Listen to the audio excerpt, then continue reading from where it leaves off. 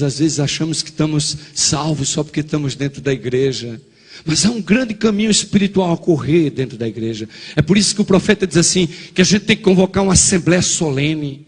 Eu me lembro de uma vez que eu estava dando estudo para um batista, e eu ia apertando aquele batista, apertando. Chegou o dia do estudo, do sábado, e eu fui dizer para ele assim: olha, vocês não só guardam o quarto mandamento, vocês não guardam nenhum mandamento da lei. Porque lá em Tiago 3,10 diz assim, que todo aquele que guardar a lei, mas tropeçar em um só mandamento, se torna réu de quê? De todos.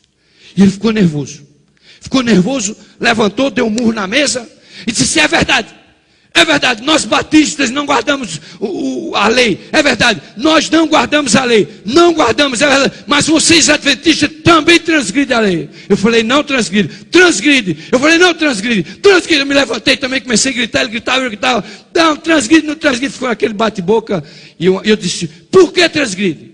E ele disse: sabe por quê? Porque Jesus disse que o cumprimento da lei é o amor, e vocês cumprem a lei, mas não amam. E eu me sentei e calei. Porque é verdade. Você cumpre a lei, mas não ama. Meus queridos, nós precisamos urgentemente de uma reforma espiritual dentro dessa igreja. Nós estamos perdidos dentro dos bancos dessa igreja. Essa semana nós vamos ver que Ellen White diz que a maioria dos pregadores do alto clamor, que vai ser o tema de uma das noites, estão nas igrejas de Babilônia. Eu, quando li esse texto, eu chorei no meu coração. A serva do Senhor escreveu que as pessoas que vão fazer a mensagem do alto clamor, a maioria delas estão nas igrejas de Babilônia. Nós precisamos despertar dessa sonolência espiritual que estamos vivendo. Meus queridos, há uma missão a ser realizada por nós. Deus espera de nós que nós nos apeguemos a esta mensagem e façamos uma purificação em nosso coração, façamos uma reforma em nossa vida, façamos uma transformação no nosso coração. Aqui ele diz assim: eu recomendo que vocês comprem ouro refinado pelo fogo, que é a fé e o amor que nós não temos e precisamos. Deus está dizendo assim: eu recomendo que comprem vestiduras brancas para cobrir a vossa nudez. Qual é a nudez da igreja? É o mau testemunho, irmãos. É o mau testemunho. Membros da igreja dando cano em outros membros, pede emprestado, não paga, outras ligam suas televisões de sábado e assiste. Eu me lembro de uma igreja que eu fui pastor, e quando eu cheguei lá, havia um irmão que estava há 7 anos frequentando a igreja, não faltava uma reunião, mas não batizava. E um dia eu fui lá e disse: mas por que você não batiza? Você está na igreja todo sábado, você é melhor do que muito adventista que eu tenho na igreja. E ele disse para mim assim: olha, pastor, eu não batizo, sabe por quê? Porque eu, para batizar e ser igual o seu ancião aqui, que é meu vizinho, toda sexta-feira está assistindo Jornal Nacional, à noite eu prefiro não batizar. Eu falei: como é? Ele falou: isso mesmo, o seu ancião aí do lado, ó, ele mora aqui do meu lado, eu vejo aqui pela janela, toda sexta-feira, 8 horas lá, ele está vendo o Jornal Nacional. E eu fiquei assim, apavorado. Sabe o que a gente quer? Nós queremos ser adventistas e queremos também aproveitar o mundo aqui embaixo enquanto Jesus não vem. Mas não é assim que funciona, irmãos. Jesus diz assim que a gente precisa se converter de todo o coração, não é a metade dele. Nós temos que fazer uma entrega. Olha o que o Espírito de Profecia fala para nós. Foi-me mostrado que o testemunho aos de Laodiceia aplica-se aos filhos de Deus na atualidade. E o motivo pelo qual ele não realizou uma grande obra é a dureza de quê? Dos seus corações. Deus quer realizar uma grande obra em nós, e a razão por que essa obra não se realiza é a dureza dos nossos corações.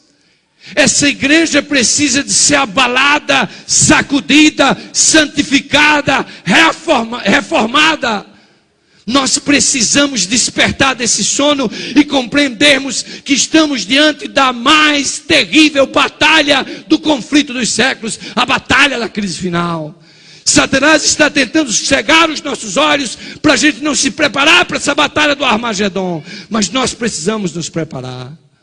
Sabem, meus queridos, a mensagem diz assim: eu repreendo e disciplino a todos quanto ama, se você pois zeloso e arrepende-te. Mas de que pode se arrepender um coração cheio de arrogância e egoísmo? Nós estamos perdendo a percepção do que é pecado. Nós não sabemos mais o que é pecado. A gente se ajoelha de noite e diz assim: Senhor, perdoa meus pecados. E Deus diz assim: qual, meu filho? Qual você quer que eu perdoe? Deus não perdoa pecado por atacado. Não se ajoelhe mais orando, dizendo: Senhor, perdoa meus pecados, porque nenhum pecado é perdoado quando você ora assim. Isso não é confissão, isso é enrolação. Não é confissão. Porque Deus quer que você se ajoelhe no pé dele e confesse cada pecado que você tem cometido. Deus pede a confissão do pecado para que você tenha consciência que pecou, para que você saiba o pecado que cometeu, para que você saiba que está errado e para que você faça um revivamento, uma reforma na sua vida. Você se ajoelha e diz: Senhor, resolve meus problemas. Deus diz: qual, meu filho? A gente quer tudo por atacado com Deus. Senhor, dirige meu caminho. Qual caminho, meu filho? Sabem, se eu pegar uma folha de papel em branco aqui e eu der para cada um de vocês aqui essa manhã, eu não vou fazer isso, mas seria uma boa ideia se pudesse. E eu vou dizer assim: olha, peguem essa folha de papel em branco e escreva nessa folha de papel os pecados que você cometeu da hora que acordou hoje até agora. Ah, ok.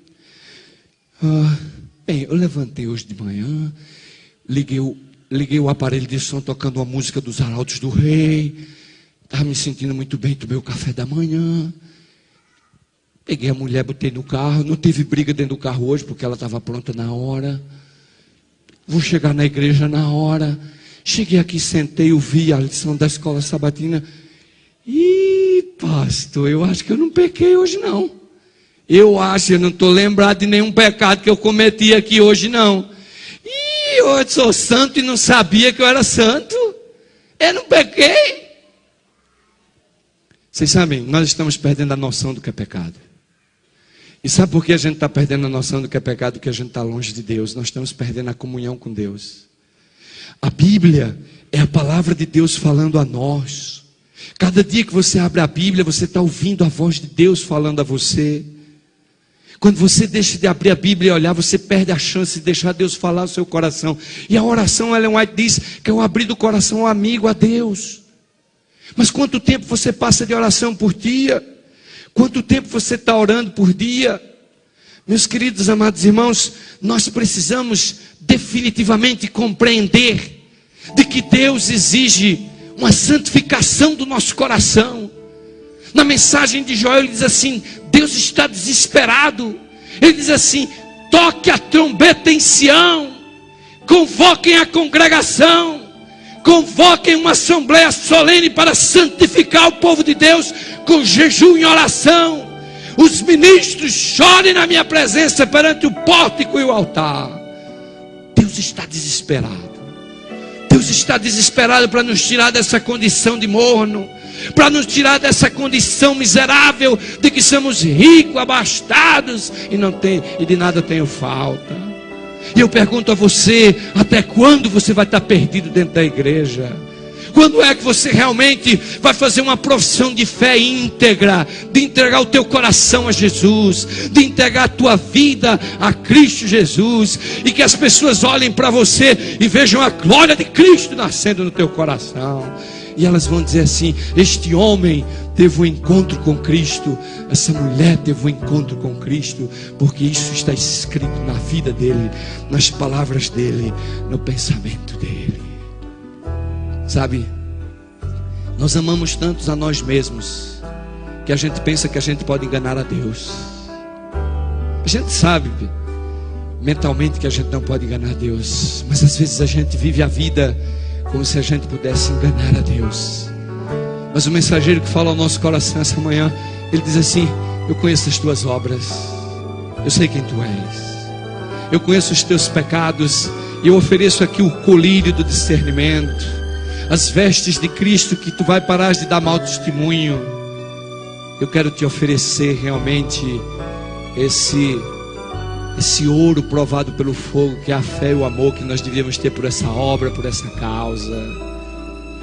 Sabe, meus queridos, eu sou um homem que tenho sofrido muito nessa vida, e eu, na minha experiência com Deus, eu cresci achando que eu era o melhor pastor do mundo. Vocês sabem que aqui no Brasil, eu sei, eu ainda tenho uma fama de pessoas que me conheceram do tempo que eu fui aqui para São Paulo, de que eu era um